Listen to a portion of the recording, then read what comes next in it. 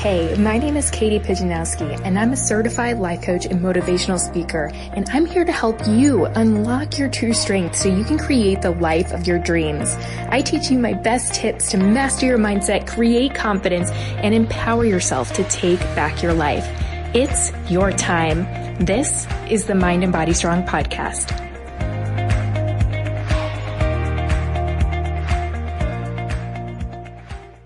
All right, friends, welcome back to the Mind and Body Strong podcast. Today we have another special guest, Mayuko from LA, and she is a registered dietitian and yoga instructor who spent the 8 years in the healthcare field until she was called to pursue and serve in a different way through intuitive eating and mind, body, spirit approach to wellness. And we were just chatting a little bit before pressing record, and I absolutely just love her calm energy and being able to really share her experience of going from the healthcare field and shifting into this more like intuitive approach. And I think she's going to bring a lot of wisdom. So welcome to the podcast.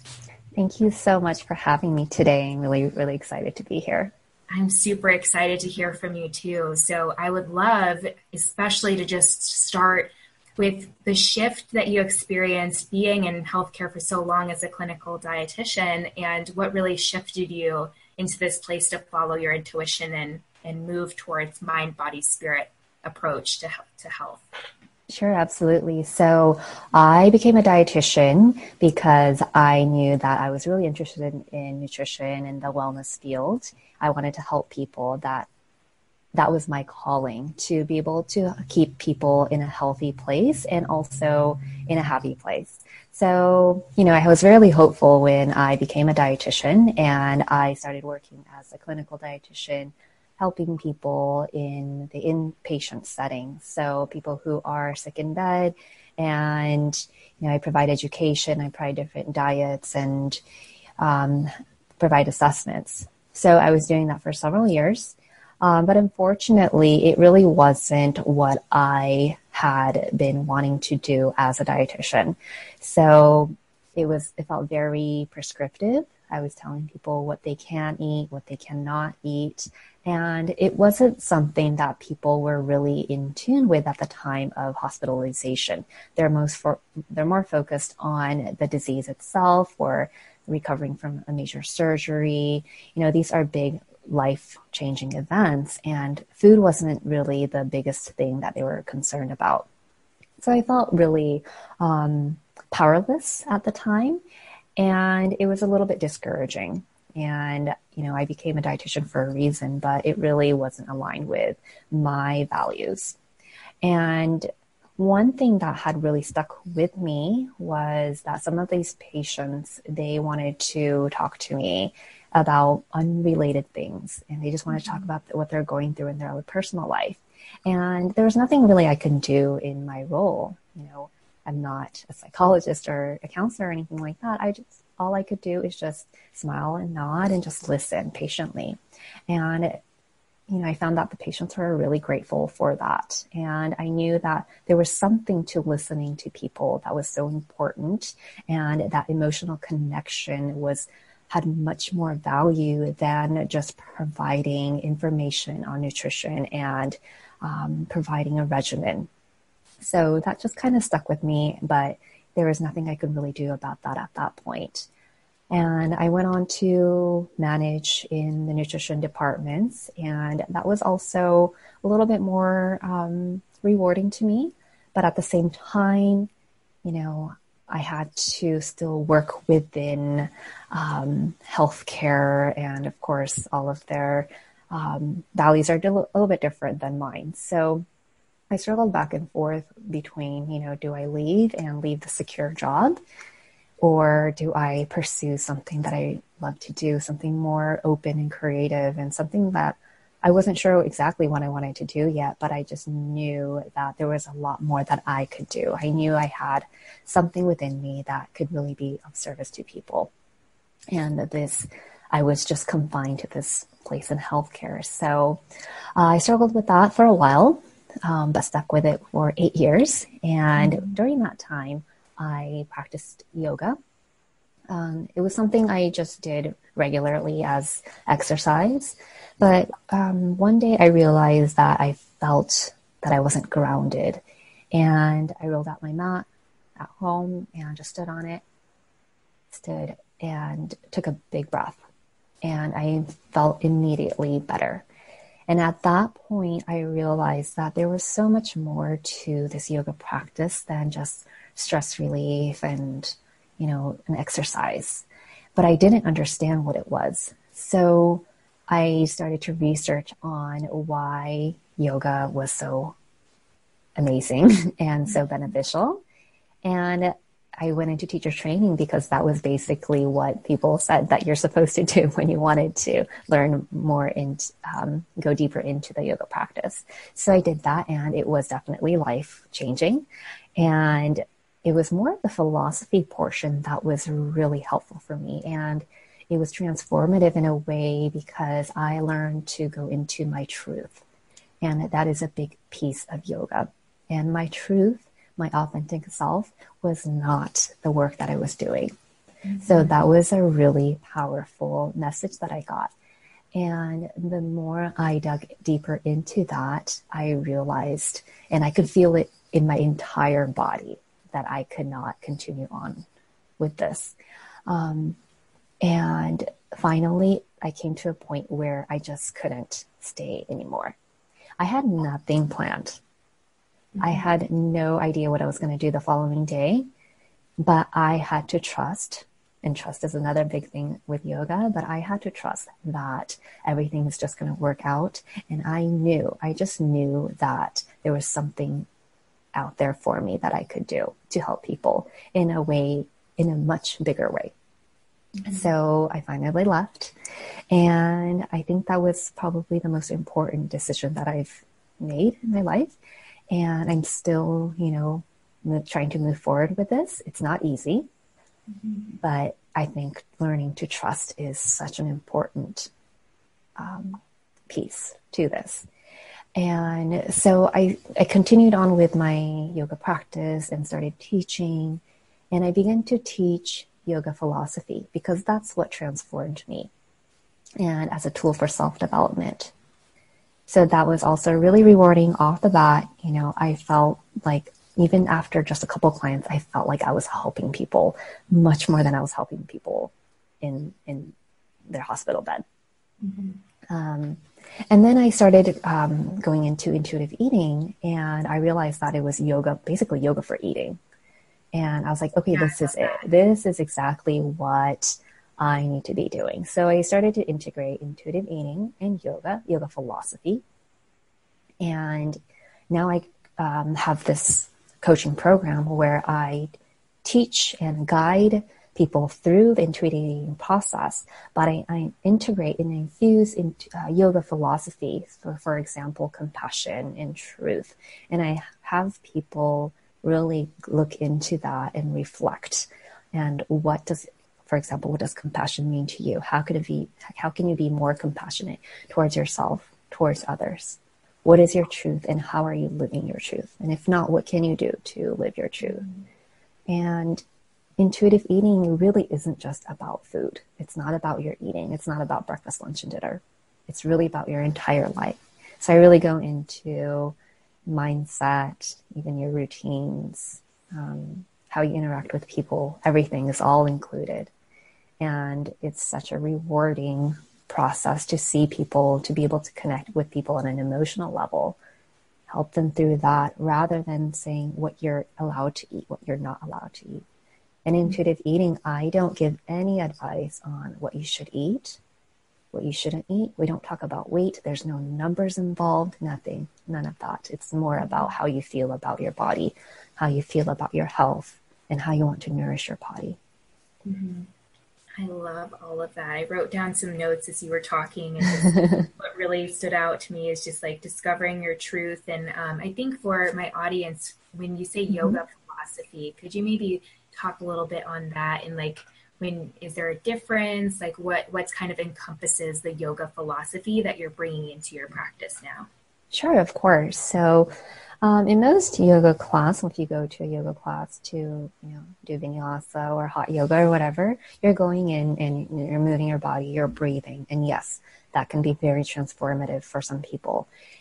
It can be really relaxing and helpful physically and emotionally.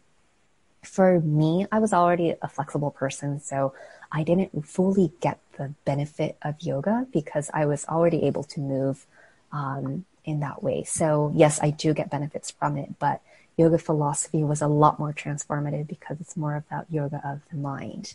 And so yoga is made up of 8 limbs, if you've heard of Ashtanga, or the 8 limbs of yoga. And of the 8 limbs, the movement asana that we call is only one of the 8 steps of yoga. Okay, so if you can imagine, all of the, down dog and all of that we do, that's only one of 8 steps. And the very, very first steps is following principles. There's no movement involved. And within the principles, the very, very first step is to be compassionate. It's non-violence, and it's called ahimsa, so lack of violence. And you hear a lot of people who are vegetarian, people who do yoga are vegetarian or vegan because it's about, not killing, right? Not harming animals. But if you can take it a step further from that, what does compassion mean? What does non-violence mean? So you can have your own interpretation of that. You don't need to stick to anything particular. This is really about what resonates with you. Okay, so when I guide someone through ahimsa, compassion, I ask, okay, so what does this mean to you? How can you be more compassionate to other people or to, the planet, to the earth? How can you be compassionate for yourself? Because we can be kind to other people, and we are probably for the most part, we are very kind people. Right? We know how to be kind to others. But then if you think about all of the things that you say to yourself, listen to yourself. Would you use those words when you're talking to your friends and family? That's a big one for sure that I experience with a lot of my clients, is getting them to build that awareness around that conversation that they're having with themselves. Exactly. So then becoming aware of that and saying, how can I change that? How can I be more compassionate for myself? How can I fill up my cup first? Right? You can't help people until you help yourself. Yes, we all, a lot of coaches, a lot of teachers say that, but it's really about taking care of yourself, and taking care of your body as part of that as well. Right? What are you putting into your body? Right? And if you are, restricting yourself from certain foods, or if you're feeling guilty for eating certain foods, or you feel shameful about your body, that is not compassion. Yeah. So right. Being in that guilty place is just, kind of, I feel like kind of manifesting like more of that, like just not great feelings and, into your reality. So I guess from there, like with those who might be struggling to find that compassion for themselves, maybe they're still in this cycle that I know I was in for a long time, of feeling like I need to control and restrict my food. I need to control and restrict my body. Never feeling like it was good enough. I'm curious to know, like, what advice you might have for those people who are still kind of in limbo between like knowing that they want to improve their relationship with food and body, but also being really afraid to let go of control. Sure. And this is a process. This is a healing process. It's not something where, I can promise that you'll be at a certain point in a certain amount of time. So this might take months. It might take years. It might be a lifetime process.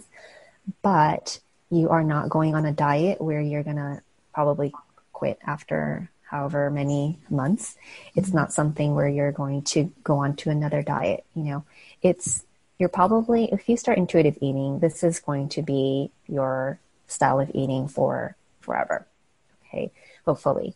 And the reason is that you need to really go inwards, right? You have to listen to yourself. You have to acknowledge all of the emotions that you're going through. And that's going to change. That's going to always change. You're going to have good days and you're going to have bad days. It is definitely a long process. So it's really about sticking to it, trusting, right? And just continuing to being compassionate for yourself. And it may be hard. You're going to probably have blocks, but if you go inwards, it is the same as a yoga practice. You're reflecting, you're breathing, you're moving, and you're not going outside of your body for answers. You're not looking up. You're not Google searching what you should eat. You're not going on the scale to see how much you weigh, because that doesn't matter, right? It's not weight. It's not numbers. You're not trying to impress someone. All you want to be doing is to feel good about yourself and raise your self-worth, right? So you have to just continue to do the work. And that's why there's, guidance. So I provide guidance and support groups on this, and also letting go of the things in your life that's keeping you from that path, right?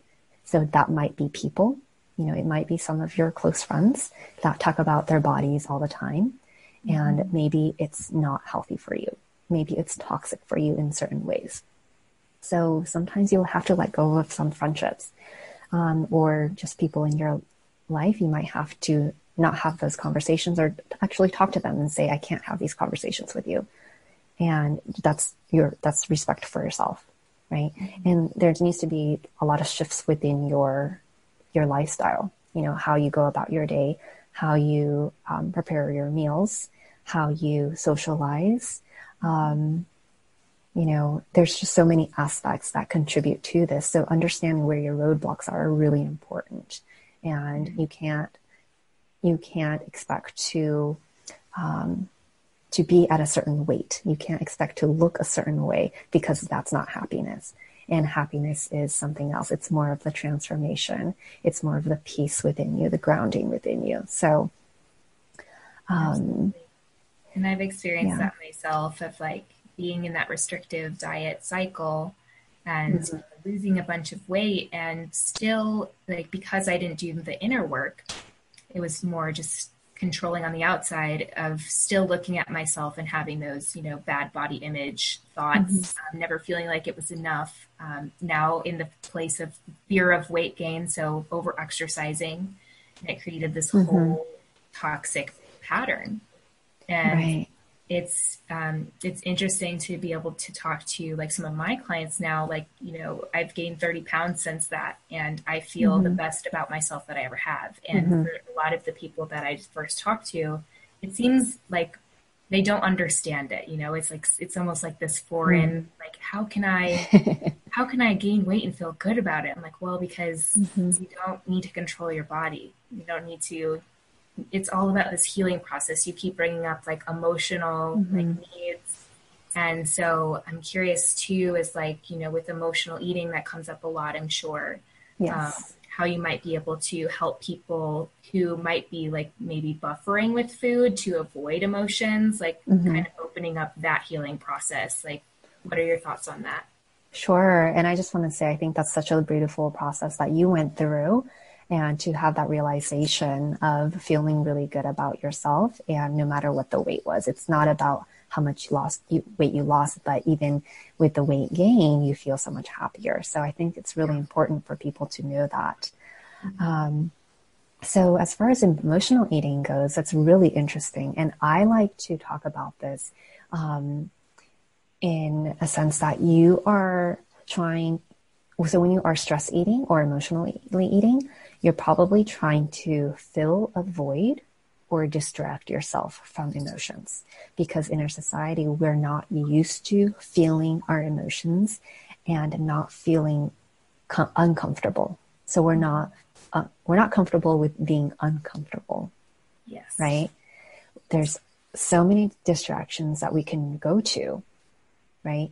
And especially in this age, everything is moving so fast that we're not being mindful in anything, right? Even in the bathroom, we're on our phones, right? So, right. And food, I think, is basically the same thing as going to your phone, right? So when you are stressed out, when you are anxious, you're reaching for a bag of chips, right? But it's also the same thing as reaching for your phone and checking it for no reason, right? Because you're trying to feel something. You're trying to distract yourself, right? You're looking for stimuli. So the most important thing is to first acknowledge your feelings, okay? It doesn't matter if you're feeling a bad feeling or a bad, in air quotes, bad feeling, right? So if you have anxiety or if you have stress, if you feel ungrounded, whatever that feeling is, it's okay. You're allowed to feel those things. If it's shame, if it's guilt, if it's sadness, all of that anger, you can feel those emotions and you are allowed to express that. So the first and foremost thing I say is to pause, acknowledge, recognize what type of feeling you're feeling. And if sometimes you don't know what it is that you're feeling, you just might feel, you're just like, what am I feeling? And it's okay. Just acknowledge that feeling. Okay. And when you do that, you are communicating with your body, right? And that's really important. You're not masking it. You're not reacting to it.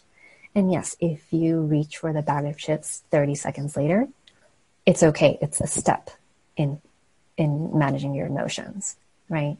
So it's not about suppressing emotions, but it's about being able to manage through any emotions. So when you're able to do that, and then just to take a step further, maybe you can do some breathing. You can maybe do a meditation. You can go out and take a walk. Just some kind of a reset, right? But it's not food. It's not your phone. It's not something digital that you're going to just feed yourself, right? It's something where you can connect to your own body. And again, it's okay if you 5 minutes later, if you go for the food, okay? But also it's really important to not feel shameful, right? You just have to acknowledge that. Yes. So, okay, I'm feeling angry. Okay, let me just try to breathe through this. I'm feeling angry because this and this happened. It's okay that I'm feeling angry. I'm just going to breathe through it. Okay, I still feel angry and I still really want those snacks.